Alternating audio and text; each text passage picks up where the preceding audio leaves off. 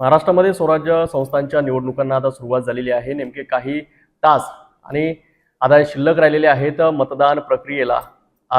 त्यानंतर आपण एकंदरीत जर बघितलं तर अमरावती जिल्ह्यामध्ये सुद्धा मोठ्या प्रमाणात प्रचाराची लाट उसळल्याचं चित्र सुद्धा आपल्याला पाहायला मिळत होतं. आपण सध्या धामणगाव रेल्वे येथे दाखल झालेलो आहेत. ज्या भारतीय जनता पार्टीच्या उमेदवार आहेत अर्चना रोटे यांच्या परिसरामध्ये आपण त्यांच्याशी थेट संवाद साधणार आहोत आणि नेमकं काय उद्दिष्ट राहणार आहे राजकारणाचं, काय अजेंडा घेऊन समोर जाणार आहेत, असे अनेक प्रश्न आपण त्यांच्याशी साधणार आहोत.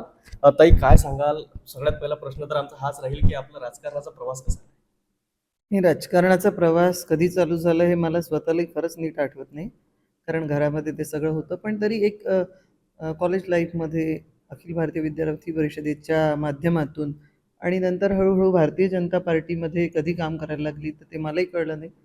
इतक्या वर्षांपासून एक कार्यकर्ता म्हणून जबाबदारीने काम करते आहे धामणगावामध्ये. कुठे जिल्हा परिषद असो, नगर परिषद असो, ग्रामपंचायत असो, पंचायत समिती असो, तर या संपूर्ण मतदारसंघामध्ये 25 वर्षापासून मी काम करते. आपला शैक्षणिक प्रवास कसा राहील का? Basically I am a science graduate.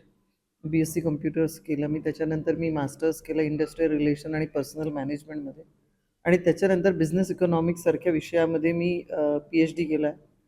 हे सगळं करत असताना पहिलेपासून खेळाची अतिशय आवड होती.